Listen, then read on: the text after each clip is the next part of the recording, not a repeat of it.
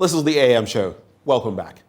Now, having spoken about water, especially on a day like this, World Water Day, we transition to talk about the dire situation, the plight of some Ghanaian students in faraway Hungary.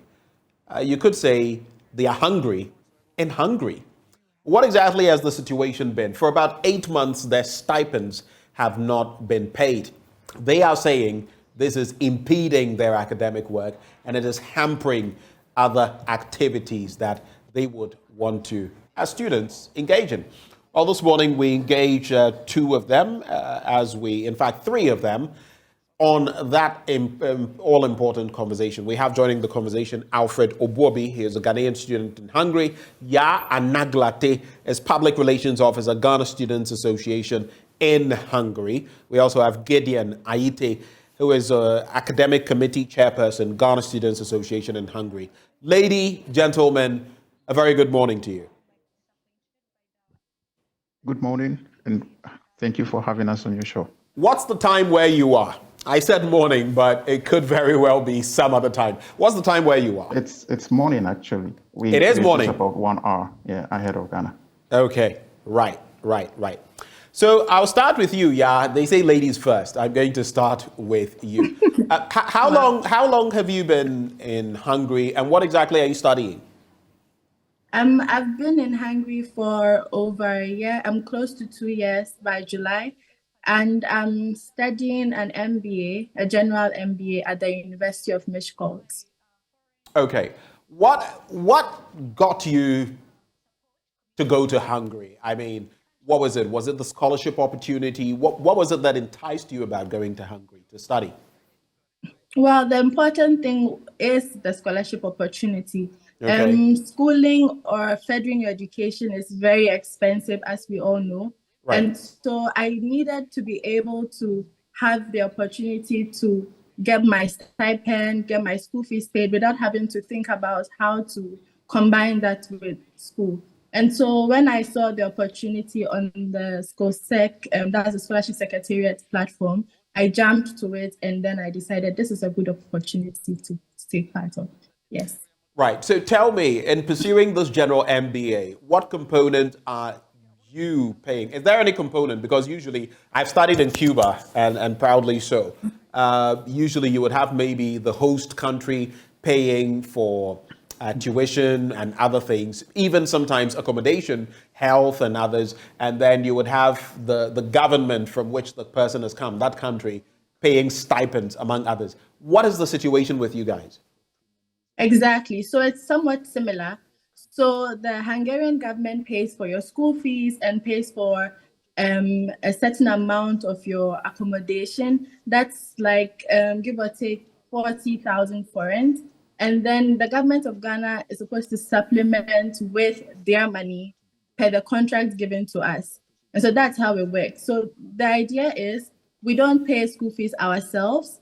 And for those of us that stay in hostels in the countryside of Hungary, the the government pays for that, as in the Hungarian government. But the issue here is those in Budapest who are not able to have access to the hostels have to pay rent.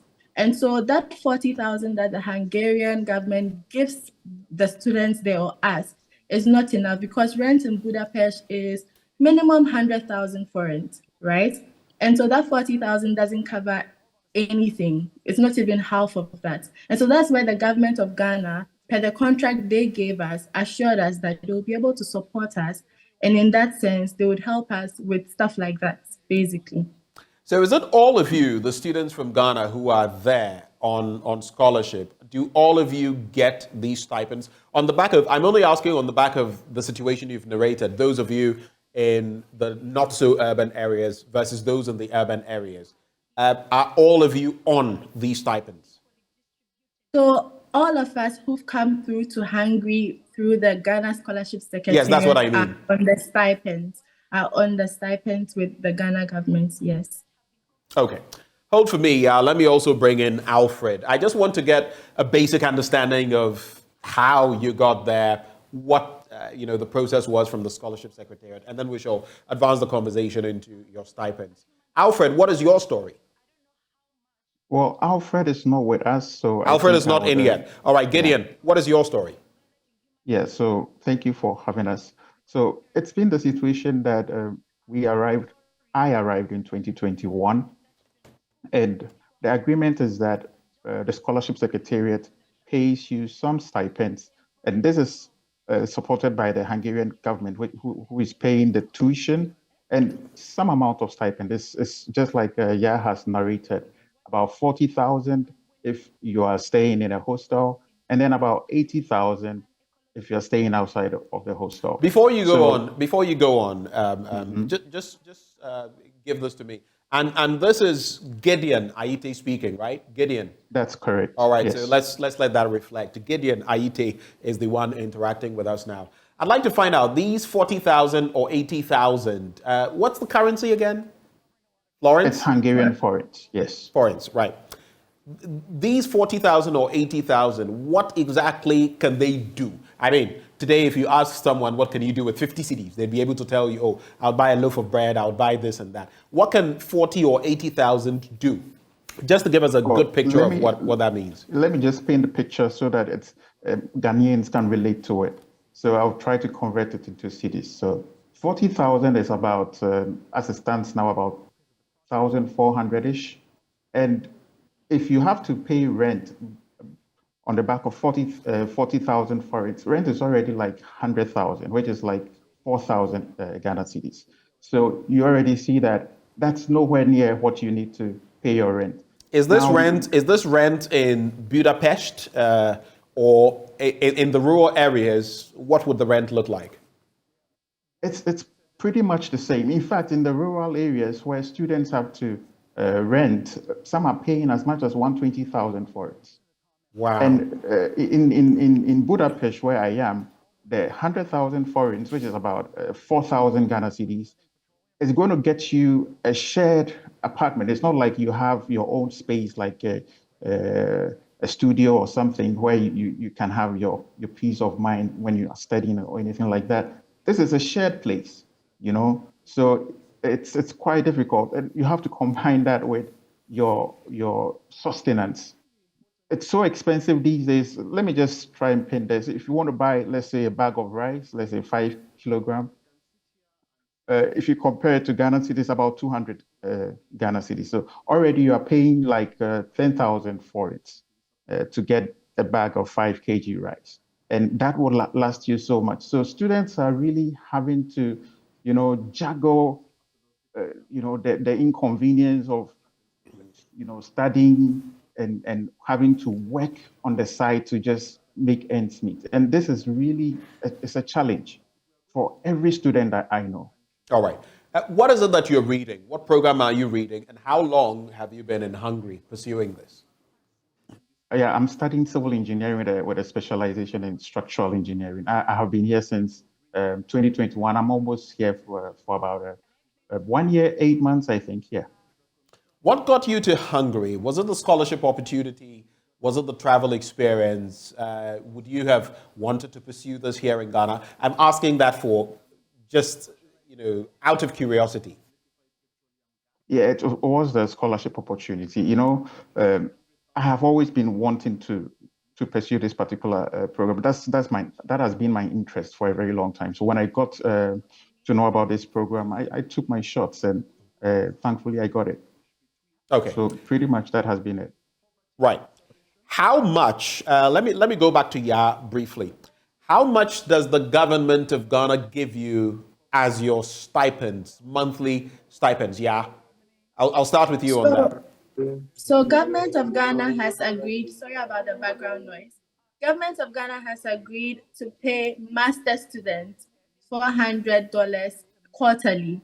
That's the amount of money that has been agreed upon. So And every three also months, yearly, every 3 months, you have to get exactly, $400. exactly. And every year you're supposed to get roughly, I don't even know the So that money would be because about they've never paid it. $1,600, right? Yeah, no, not even that. The book allowance. So there's supposed to be the stipend and there's supposed to be the book allowance.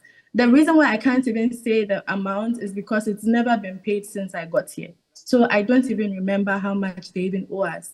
for the book allowance. But for the stipend, it's $400 quarterly, every 3 months. Yeah. For master students. For bachelor students, it's around $250, if I am not wrong. Every 200 three and how months. much? 280? $50, Okay. if I'm not mistaken, for bachelor students, yes. And they also are owed book allowance also, which we don't even know how much they are.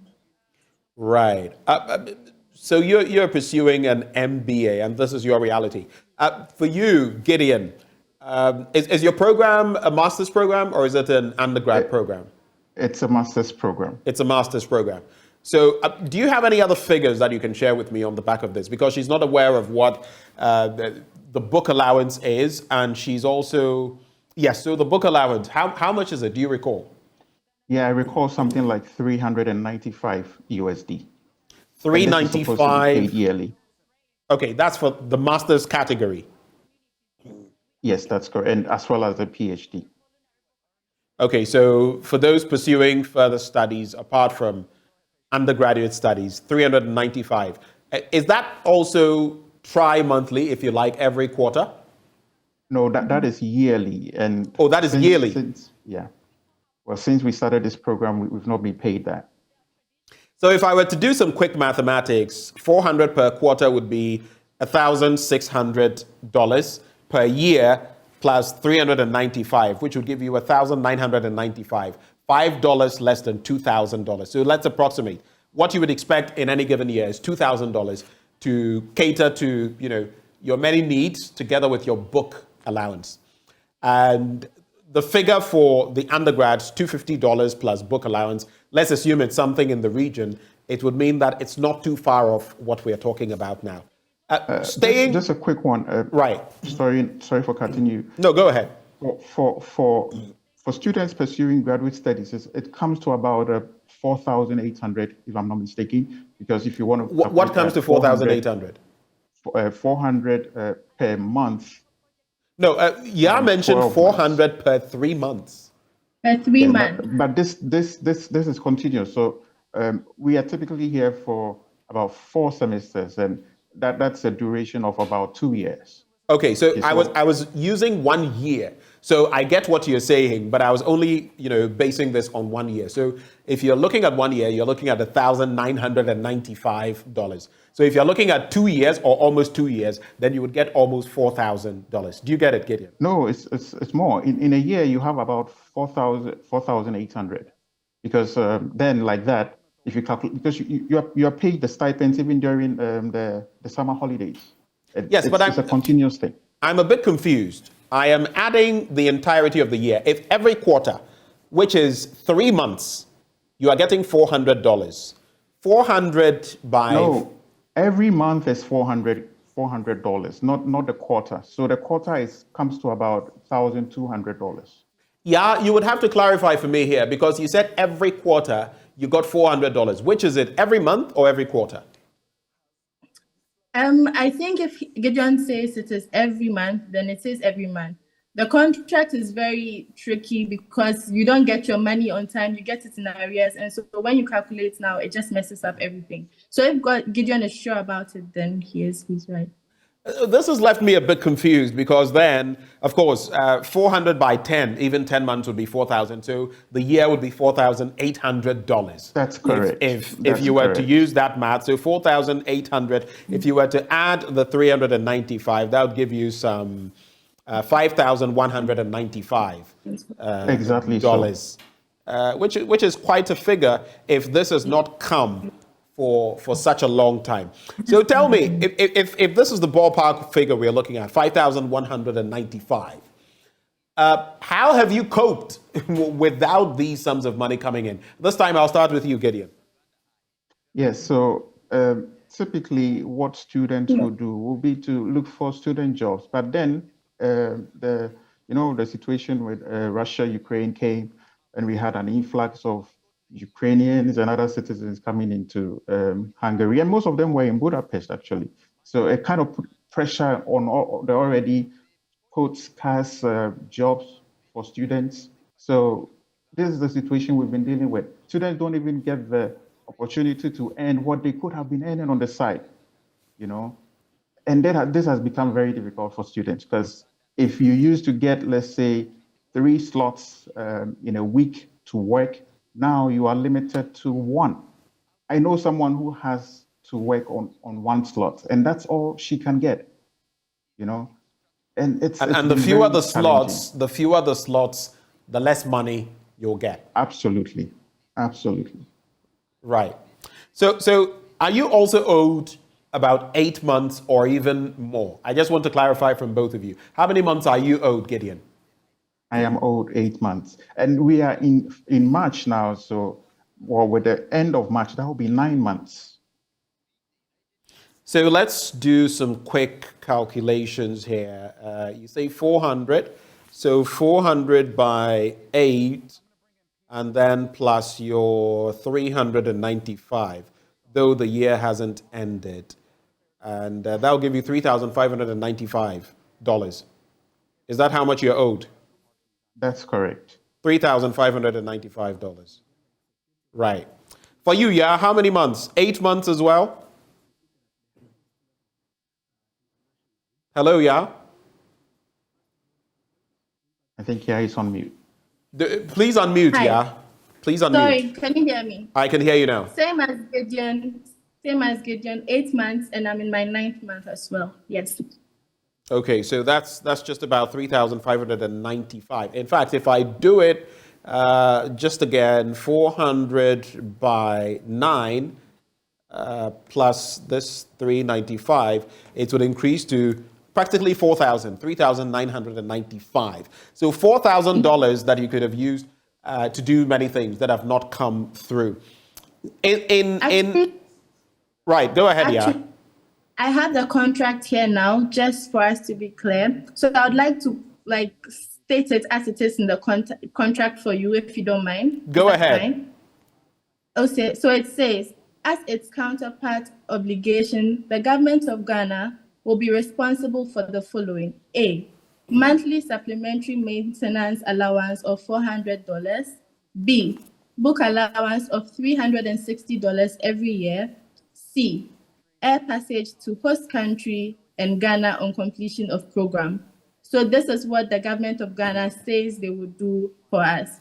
Mind you, the government of Ghana didn't need to promise this. Like, we were coming on a scholarship. We didn't ask for the contract. Before coming, the government of Ghana asked us to sign this contract.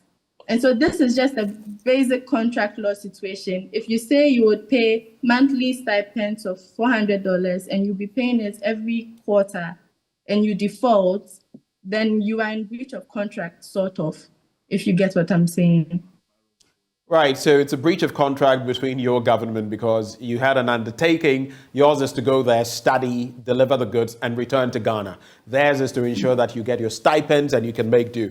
I'll start with you, yeah. How have you kept body and soul together? Because $3,995, or basically $4,000, is a staggering amount, especially for a student. How have you got by? Have you also had to subsist, so to speak, on jobs, and what has that been like? It's even harder for those of us in the countryside because there are no jobs available in the countryside. So if you want to get a job, you'd have to move from where I am is Mishkot. That's 2 hours from Budapest. You want to do that journey for 2 hours to go and get, but as they say, 1 slot and come back. When you do the math, it just doesn't make sense to stress yourself to go there. From my side, personally, it's been a struggle getting a job. It's really been hard, but then at least a little remote work and support from family is what has helped me. But for those who don't have family and those who are not in the countryside, like those in Budapest, where there's a lot of foreign nationals there and there's a lot of fight for a job, it's harder for them even. For me in the countryside, I don't get the job, but then at least my cost of living is less because I stay in a hostel. But for those in Budapest, they don't stay in hostels because the campus does not have that facility for them. So then it means they have to pay rent. So how exactly, explain to me, have you dealt with rent, feeding, books in the interim? Because as far as rent is concerned, you've mentioned the figures and mentioned that depending on where you are, you may need to top up per what the Hungarian government is giving you. How have you dealt with rent? How has this impacted your feeding? And there was supposed to be a book allowance, which has also not been paid. How have you coped? Gideon is the best person to answer this because for me, like I said, the university supports me with accommodation, which is paid by from the Hungarian government because I'm in the countryside. So Gideon is the best person to paint the picture. Over to you, Gideon. Yeah, thank you. So personally, well, in Budapest, I just came to the conclusion that trying to work with these logistics companies, warehouses, and stuff like that is just a no-go for me. And the program I'm studying is so demanding that you just can't work that out.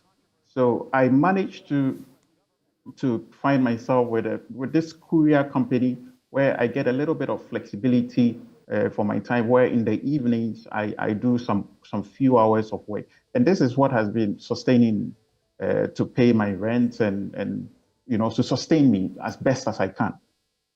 But for others who don't have the means,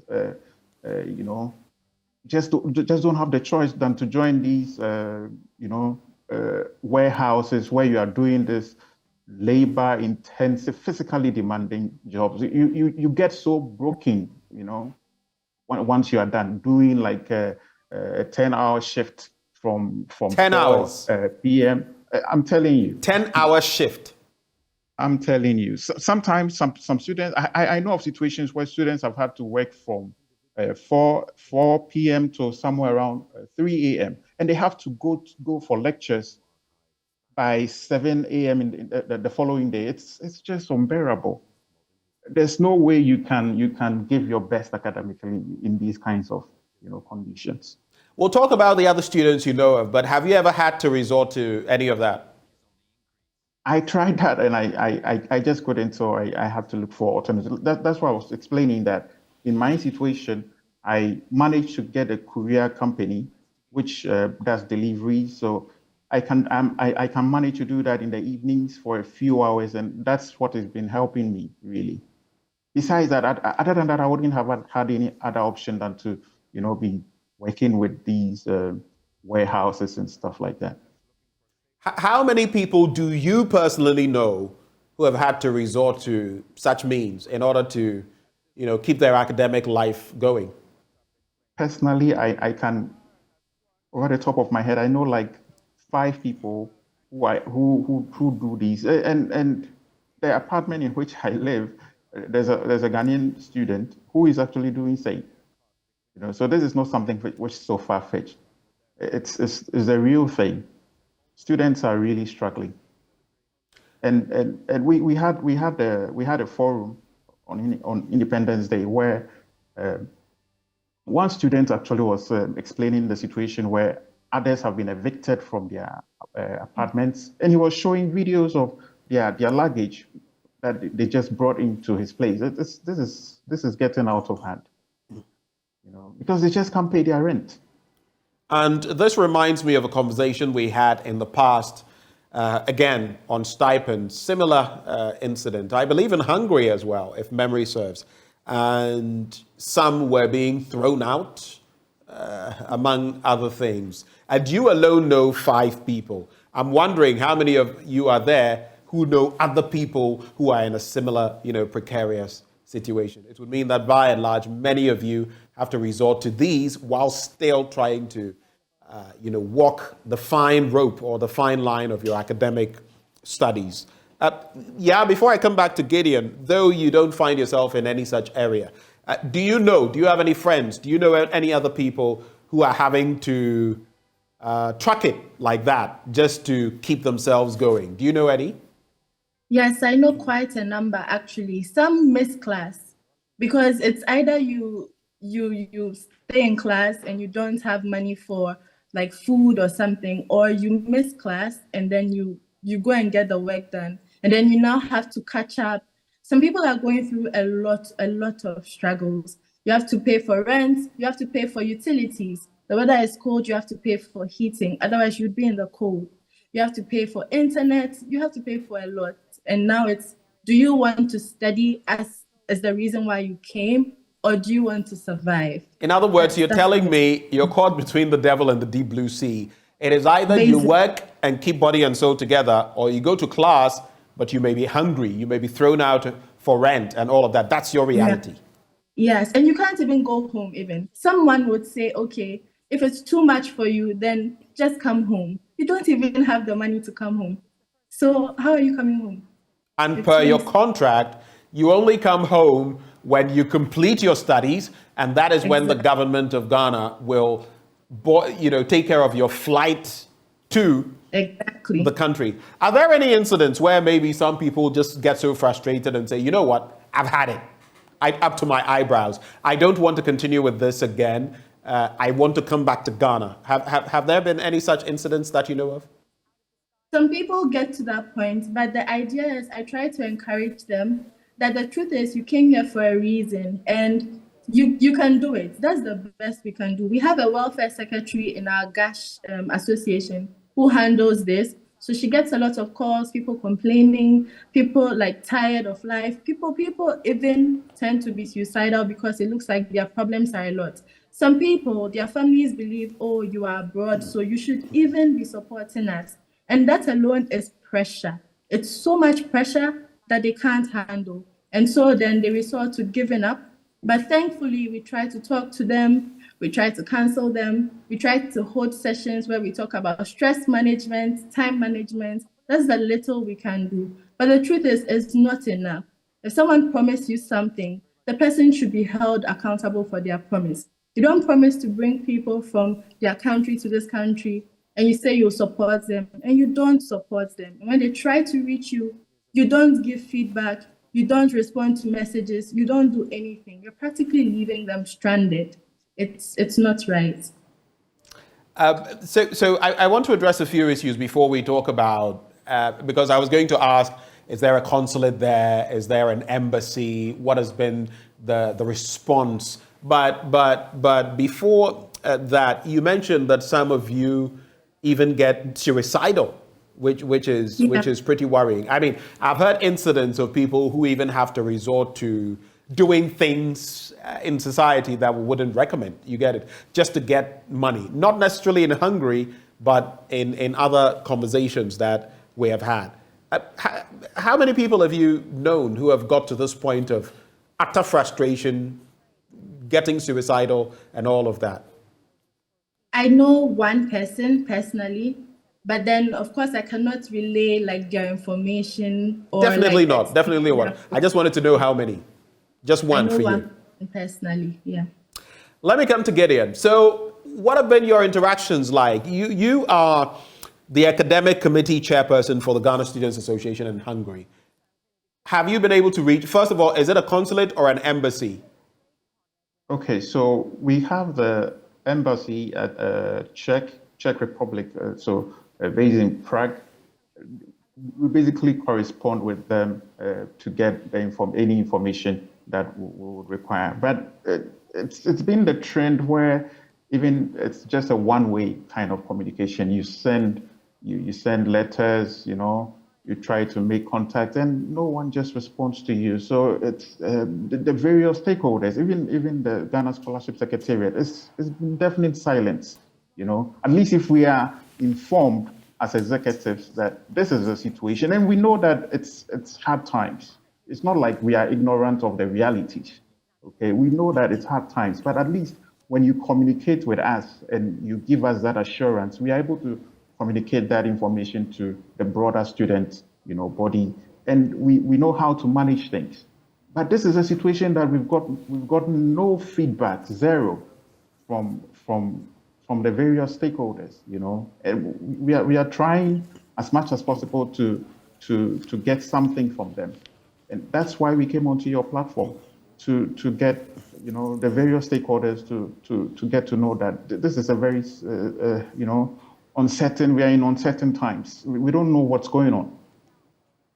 So just these two things for both of you as we wrap the conversation. One, I'm curious, were you aware that this was likely going to be the situation. Traveling abroad, I mean, in my time, similar things happened, maybe not as bad, not 8 months or anything of the sort, maybe a month, 2 months, and then you are a little stranded, you have to do some and find your way out. Though in the jurisdiction I found myself, you couldn't go out and work.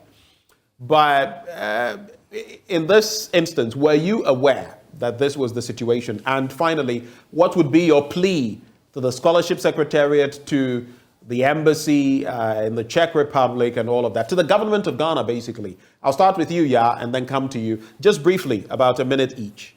Yeah? I was aware that this may be a problem, the delay in payments, but I didn't think it would get this bad. And my plea to the Scholarship Secretariat and the government of Ghana is simple. We need our money. We're suffering in Hungary. Please give us our money. You promised us our money. Please give it to us now. Thank you. Yeah, we're grateful that you took the time to join us. Ya Naglate is Public Relations Officer, Ghana Students Association in Hungary. Gideon, you have the final word. Yeah, so for me, I would like to plead with government to act swiftly so that this situation can be addressed. Because it's a situation where it's been repeating almost every year, I guess, this situation comes back. And in this time around, it's been 8 months. The last time it was like 6 months, but this time around it's 8 months. It's just too much, and students are really struggling. So I plead with government to address the situation promptly. Thank you. And we feel your pain, Gideon, Aite, and Ya Anaglate. We pray that this is resolved. Like I always say, I have been there, have done that. It's never pleasant. It's so frustrating. Gideon Aite is Academic Committee Chairperson, Ghana Students Association in Hungary. Our students in Hungary are hungry. Let's do something for them. Thank you, ladies and gentlemen, for joining the conversation. Thank you.